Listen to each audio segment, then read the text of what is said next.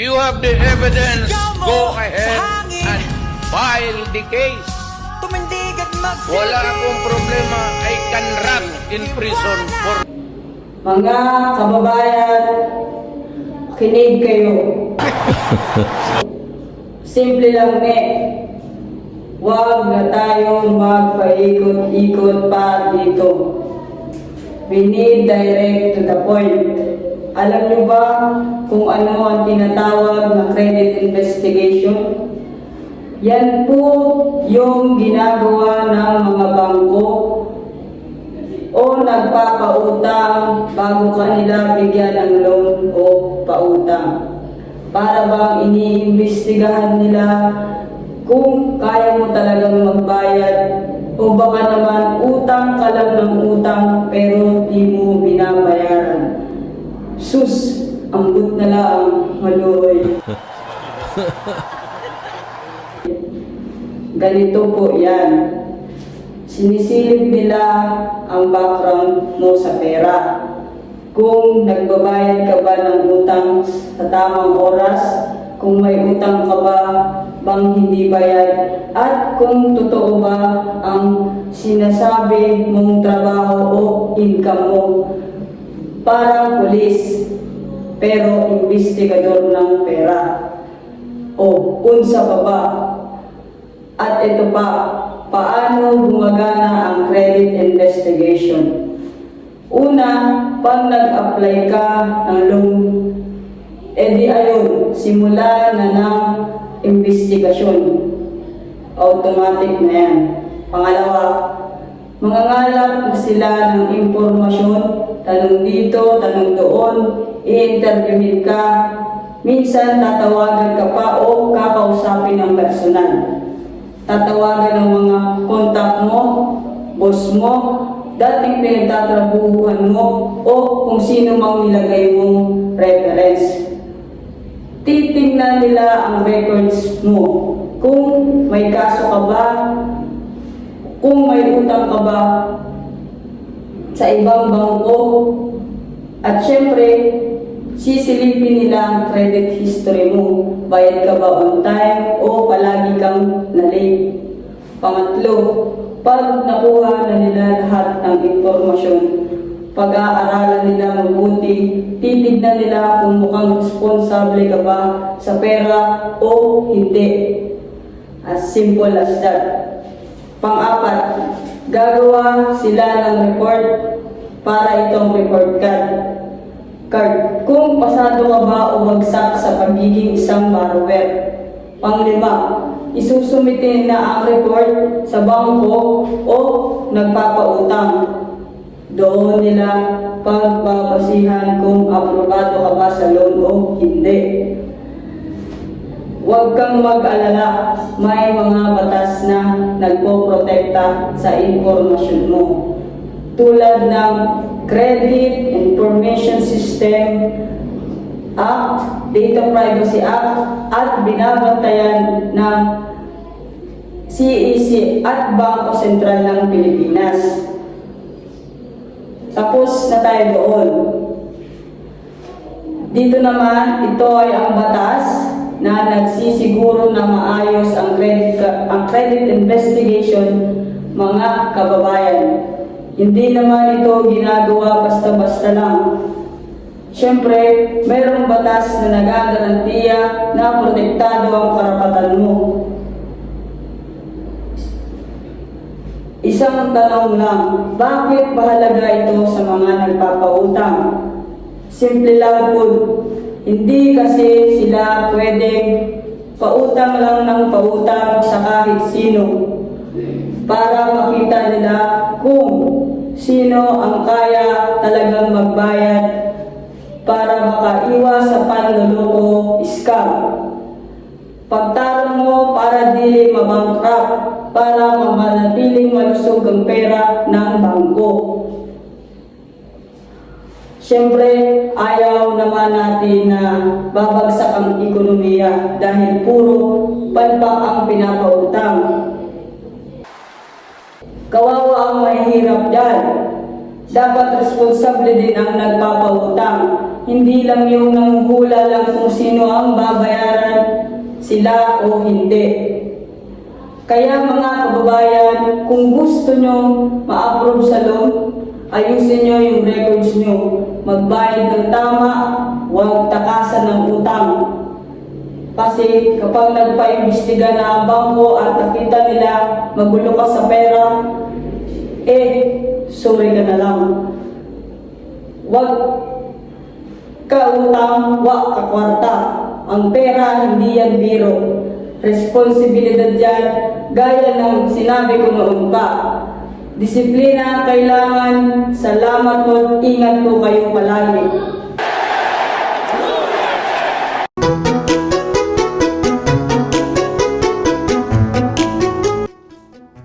Hi! Ako nga pala si Ivana Galabi, ang babaeng buksan namin. At ngayon, nag-unbox tayo ng mga legal gifts na hindi mo pwede i-exchange kasi baka ikaw ang ma-exchange sa kulungan. Charot lang! At ang una natin buksan ay itong flower mula kay Rose Ann, aking friend.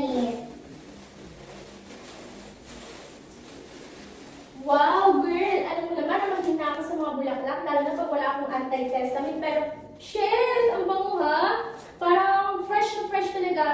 Parang mga artistang bagong tipo. Mas fresh pa to kaysa sa morning crush mo, girl ha. Thank you so much! So, tabi muna natin. So, ayan. Ano naman kaya ang susunod natin bubuksan? So, parang bet ko itong kulay red. Unahin muna natin.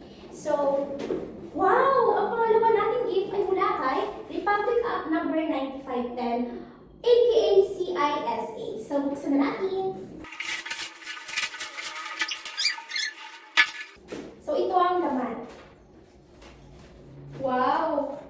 So, ayan. This is not a visa, but it gives you access to credit power. Thanks to this law, nabuo ang Credit Information Corporation o CIC. Sila po ang mga certified chismosa ng mga utang. Pero chill lang. Mga totoo at legal ang kanilang mga chismis. Ang goal?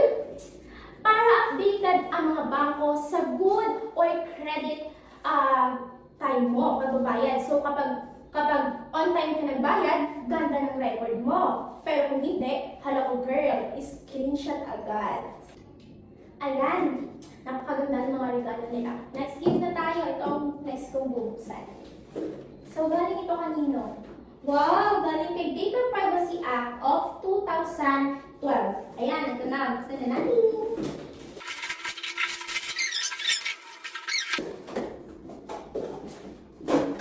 Ayan. Ito pala ang naman ito. So, ang Data Privacy Act po, 2012 ay nagsasabi na huwag kang mangialam, huwag kang pakialamera sa personal data ng iba. Kahit may credit investigation o CI, hindi porket gusto mong malaman ang utang ni Marites ay pwede na. Dapat may consent, dapat safe ang mga data. At kung may lalabag, hindi mo pwedeng ikalat ito sa mga GC ninyo. Diba? Kasi nga kailangan may consent. At kung may lalabag, tawag agad kay National Privacy Commission. So, handa silang tumesbak with matching legal receipts. Okay? Thank you so much, Data Privacy Act 2012. So, ayan. Kukunti na lang ang ating mga regalo. Pero lalo ako nag-excite ha. So, ang kaya ako na natin buksan na sunod ay ito. Ba't ka lang? So, wow! Hindi nagpapakabog ang sec ha. Buksan na natin. Yan. This is the real deal. Securities and Exchange Commission. Ang role niya, bantayan ang credit reporting agencies. Kumbaga, sila ang barangay tanod ng financial chismis. So, tinitiyak po nila na walang fake news sa credit reports mo. Lahat ng info, verified, legit, at hindi chismis lang. Thank you so much, Securities and Exchange Commission. So, kanina pa ako gustong buksan itong mga branded na regalo mula kay Carl. Aking friend na super yaman talaga. So, meron siyang regalo sa akin na Louis Vuitton. Kaya may naman itong mga damit. My Hermes, hindi mo kaya. Talagang hindi nagpapakabog. Thank you so much, Carl. Next naman, Wow, this is my first Chanel cologne. Thank you so much. Para mahal kita bilang kaibigan. Pero ang regalo ko to, parang gusto na kitang sabitan ng Best Supportive Rich Friend Award. So yan, lagyan na muna natin.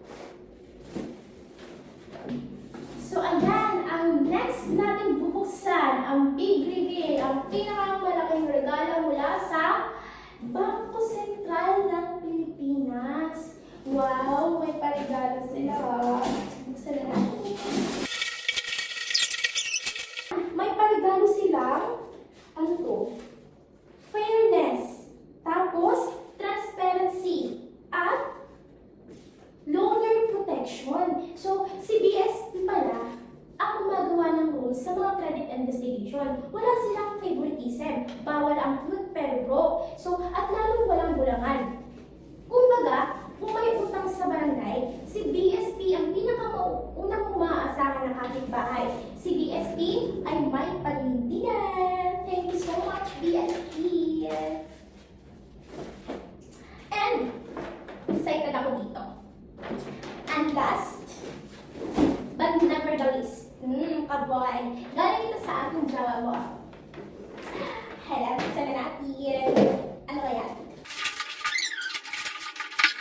Wow! May pa-letter. Sabi dito, Happy 20th birthday. I hope you enjoy your day. I love you. Tapos may padamit, may pa-lipstick, may paralo, bracelets, and of course, ano ito ba? Oh my God, sa kanya rin pala.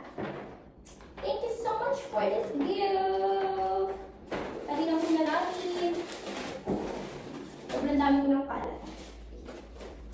So, ayan. Ayan mga kaibahan namin. Na-unbox na natin ang mga batas na hindi mo pwedeng i-wrap pero pwedeng i-apply. Bilang si Ivana Galawin, ang aral ko sa inyo ay sa mundo ng utangan. Ang tunay na gift ay ang kaalaman. Huwag lang basta umutang. Alamin ang karapatan. Kaya next time, bago ka mag-loan, tanongin mo muna ang sarili mo. Ivana Galawin o Ivana muna aralin. Yan! Thank you so much for watching and see you on my next video!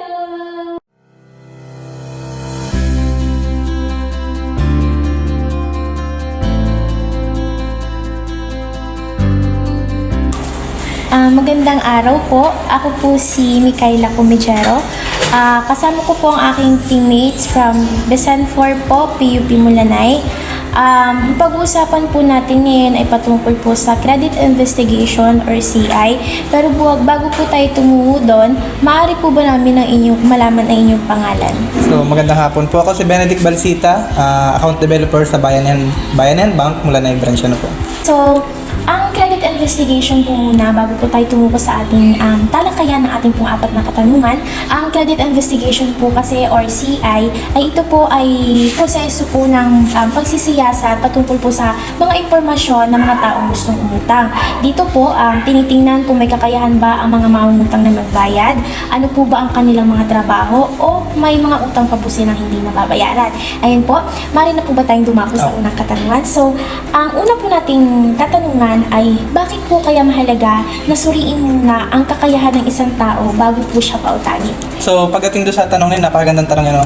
So, napakahalaga na suriin natin ang isang tao o yung kanyang kakayahan na magbayad sa pagkakautang. Ano? So, sa Bayanan Bank ay meron kaming tatlong proseso pagdating sa ganyan. Ano? Yung capacity, yung record, at yung residency. So, doon sa tanong mo, parang pumasok doon yung capacity. Ano? Yung capacity niya magbayad. So, ano yung kanyang hanap buhay? Yun yung unang-unang tinatanong namin. Ano ang unang yung pinagkakakitaan niya? Siya ba ay nagtitinda ng isda? Siya ba ay merong income na regularly katulad ng mga collar job? O kaya naman siya ay nag-uopisina? O kaya naman ay meron siya mga restaurant, mga ganun ano. Tapos ay siyempre, kinukuha din naman yung mga expenses niya, ano, yung mga lumalabas na pera at yung mga pumapasok na pera. Ayan. So, napakahalaga po ng credit history po ng mga client po. Ano? So, ang pangalawa naman pong katanungan natin ay paano po nakakatulong ang CI or credit investigation para makaiwas po sa panloloko o pagkawala po ng pera? Ayun. So, doon sa tanong mong yun, parang pumasok naman doon yung record, ano. Ayun. Sa pagdating sa ganun, halimbawa naghahanap kami ng mga kliyente or may mga kliyente na gustong sumali, ay tinitingnan namin yung kanyang background o record. So, unang-una nagtatanong kami sa barangay, ano, ito po bang taong ito, si Ginang po ba, si ate po ba, si kuya po ba, ay may record sa barangay? Siya po ba ay napatawag sa barangay dahil sa pagkakautang? Siya po ba ay magulo sa barangay? Siya po ba ay pasaway sa barangay? Ano po? So, doon pa lang po, kapag nagtanong na tayo sa barangay, alam na po natin kung ang isang tao po ay maayos kausap, ano po, kung siya po ba ay pasaway o hindi. Pangalawa po sa mga tindahan, ano po? Pagdating sa mga tindahan, lalo na po yung mga kalapit niya, katulad yung mga puukan o isang sitio, meron may mga tindahan doon. So, sa tindahan pa lang, malalaman mo na kung ang isang tao na iyong papautangin ay marunong magbayad o hindi, ano po. So, sa pangatlo naman po, sa mga kaibigan niya o mga kakilala niya, kahit hindi naman kapamilya, kasi pag mga kapamilya ang tinatanong mo minsan, ay sinasang-ayunan nila o itinatanggi nila yung pagkakamali ng taong yun, yung mga utang na yun, nasasabihin nila, ay yung kung taong yun ay magaling magbayad yun. Pero ang totoo, tanongin mo sa tindahan, yan po ba ay nangungutang sa inyo? Baka isasagot ng tindahan, ako sir, napakahirap singilin yan. Parang ganun po. Napakakunat magbayad yan. Parang ganun. Inaalam po talaga ninyo ng marami ganun pong po yung proseso pag na- barangay po, tindahan, lahat po na nakapaligo sa kanya. Dito po sa bayanan, bang ganun po yung proseso, ano po? Dumadaan kami sa record, capacity at residency, ano po? Ganda po ng sagot ninyo. So, ang pangatlo naman po nating katanungan ay anong paraan po nakakatulong ang credit investigation para po makagawa kayo ng tamang desisyon kung pauutangin po ninyo ang isang tao? So, dahil sa CI, ay sa amin dito sa Bayanan Bank ay meron kaming 25% para sa residency, 25% para sa record tsaka sa capacity, ano.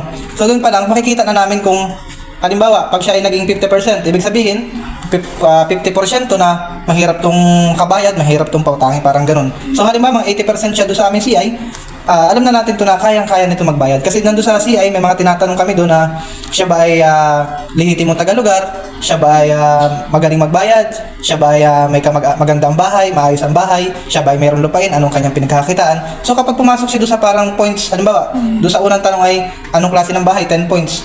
Ay di siyempre, kung naging 10 points lahat yung mga score niya doon sa record, capacity, tsaka sa residency, makikita na natin doon kung kaya natin pautangin. Kasi doon naman sa pag mababang score niya, kita na natin halimbawa, doon sa tanong pa lang na anong pinagkakakitaan niya. Ang pinagkakita lang niya sa loob ng isang buwan ay, or buwan-buwan ay, 4 piece lang, sumasahod lang sa 4 piece. Paano pa natin siya papautangin ng malaking halaga kung doon pa lang sa number 1 na tanong ay siya ay 0 na, no? Kita na natin kagad doon. Ina-base niyo po sa porsyento po ng Sa percent na kaya, no po. So, ito na po ang atin pong huling katanungan. Paano naman po natutulungan ang bangko para manatiling maayos ang mga pautang? So dahil sa CI or credit investigation, ay malaking tulong ito sa bangko, ano. Kasi bilang kami mga nagtatrabaho sa bangko, napakadali sa amin na makapagpautang kapag ang isang tao ay kapag sa CI niya ay siya ay ayos naman ang score, magaling siya magbayad, ayos sa ating mga pagtatanong, ano, siya ay maayos kausap. So pagdating natin sa bangko, paparalisan natin ang pera yan pagdating ng mga paghuhulog o pagbabayad sa utang. So, hindi na tayo mahirapan. So, ang nagiging tendency, mas nagiging maluwan ang trabaho namin mga empleyado sa bangko at ganoon din sa bangko. Tuloy-tuloy ang daloy ng pera dahil sa maayos na pagbabayad. Namomonitor po ninyo at na-evaluate po ninyo yung kakayahan dahil po sa CI. Opo. Ako pala si Bowie Bas. Paano po naapektuhan po ng credit investigation ang interest rate na binibigay po ng salud? Tumataas po ba? Nadadagdagan po ba yung interest na pag-delay po ba? Dadadagdagan. Nadadagdagan po. So, yun po ang sagot. So, pangalawa naman po naming tanong is, paano naman po nakakatulong ang credit investigation po para magkaroon po kayo ng mas maraming pagkakataon po na makautang sa mga? Siyempre, kubayad ka ng masto. Tapos gagamitin mo sa negosyo. Para makaano ka ulit. Para makautang po. So, mas malaki po ang chance na makautang po kayo ano kapag maayos po ang pagbabayad. Oo, ganun. Doon, maaari po ba namin malaman ko ang iyong pangalan? Ako po si Flora May Doble. Magandang araw po. So, ang ating pong respondent ngayon ay ang ating pong pangalawang borrower sa Rural Bank. Ang una po nating katanungan sa kanya ay, paano po nito naapektuhan ng CI ang tagal ng bayaran o laki po ng hulog? Pag maayos yung yung credit card, kung makapag-antay kayo na mabayaran po yung mga utang, mas okay kapag utang ako ulit. Diba? Yun nga po. So kapag maayos po makapagbayad po, maganda po ang record po ninyo. Yan po. Ang pangalawa naman po natin, bakit po mahalagang maayos ang record po sa utang? Bakit po kaya mahalaga na maayos po yung mga record ninyo sa utang? Magbabayad ka ng maayos. At saka makapaghintay sila. Eh, yun.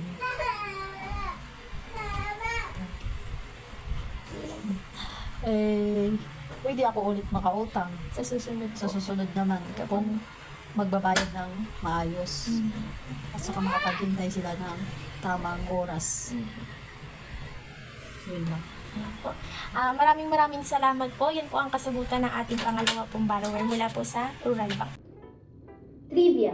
Alam niyo ba na ang background investigation ay isang proseso ng masusing pagsisiyasat? Pagsisiyasat sa iba't ibang personal na impormasyon ng isang tao upang matukoy ang kanyang katapatan, credibility, at qualification. At mas malawak ito kaysa simpleng credit investigation na tumutukoy lamang sa kakayahang magbayad ng utang o financial history ng isang tao. So, sa background investigation, mas maraming aspect ng pagkatao ang sinusuri. At karaniwang itong ginagawa ng mga kumpanya bago mag-hire ng empleyado o kahit ng mga institusyong nagpapautang upang matiyak na mapapagkatiwalaan ang kanilang kausap. Lihim sa likod ng resume, isang dula tungkol sa karapatang pantao at data privacy. Mga tauhan, Lee, ang aplikante sa trabaho matalino at mapanuri. Mr. Maas, HR Manager may mabuting kalooban ngunit kulang sa kaalaman sa batas. Miss Mikaela, kaibigan ni Ana at isang abogado. Miss Eugene, kaopisina sa HR, pabaya at hindi pamilyar sa batas. Si Mr. Maas ay nasa kanyang mesa. Pumasok si Lynn, hawak ang kanyang resume. Magandang araw, Miss Lynn. Napahanga ako sa credentials mo. Pero bago tayo magpatuloy, kailangan mong sumailalim sa background investigation. Sige po, naiintindihan ko po yan. Pero may form po ba akong kailangang pirmahan? Form? Naku, hindi na siguro kailangan. Standard na yan dito. Lahat ng aplikante iniimbestigahan agad. Pasensya na po sir, pero ayon sa Republic Act number 10173 o mas kilala bilang Data Privacy Act of 2012, may karapatan po akong malaman kung anong personal information ang kinokolekta ninyo, bakit ito kinokolekta at kung paano ito gagamitin. Talaga ba? Hindi ko gaanong kabisado ang batas na yan. Sa bahay ni Lynn, nag-uusap si Lynn at Mikaela sa sala. Mikaela, di ako mapalagay. Wala man lang akong pinirmahang consent form pero sinabing iko-contact na nila ang dati kong employer at magpa-background check. Hindi dapat yan. Ang Data Privacy Act of 2012 ay ginawa para protektahan ang personal na impormasyon ng bawat Pilipino. So, ibig sabihin ang batas na ito ay nagsasaad na dapat malinaw sa akin kung ano ang kinokolekta nilang data. Kailangang may informed consent bago mangalap ng impormasyon. At karapatan kong itama o i-access ang impormasyon ko. So, kung walang consent, labag yun sa batas?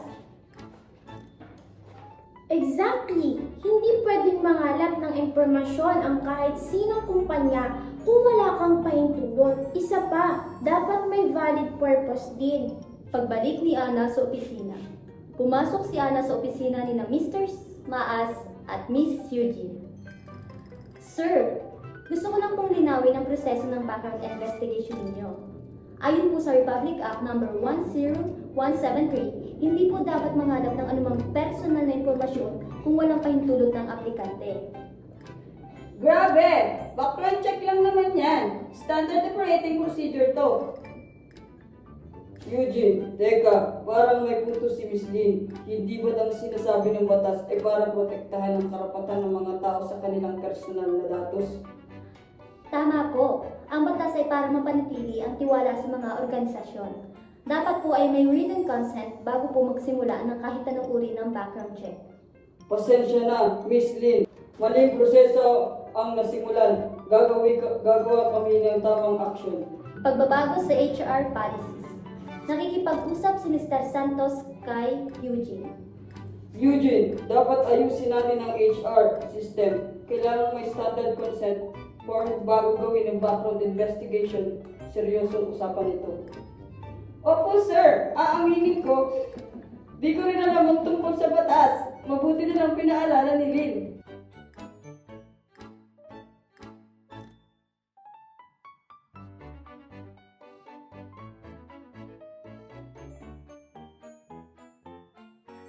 Walang anuman po. Sana po ay marami pang kumpanya ang maging mas maingat sa paghawak ng personal na impormasyon. Ang Data Privacy Act of 2012 ay hindi lamang para sa mga eksperto. Ito ay para sa lahat. Ito ay batas na nagbibigay proteksyon sa ating pagkatao, sa ating impormasyon at sa ating karapatang pamumuhay ng may dignidad. Sa mundong puno ng teknolohiya, ang kalaman ay depensa at ang karapatang pantao ay dapat igalang. Maging tulad ni Lynn na mapanuri, matalino at matatag.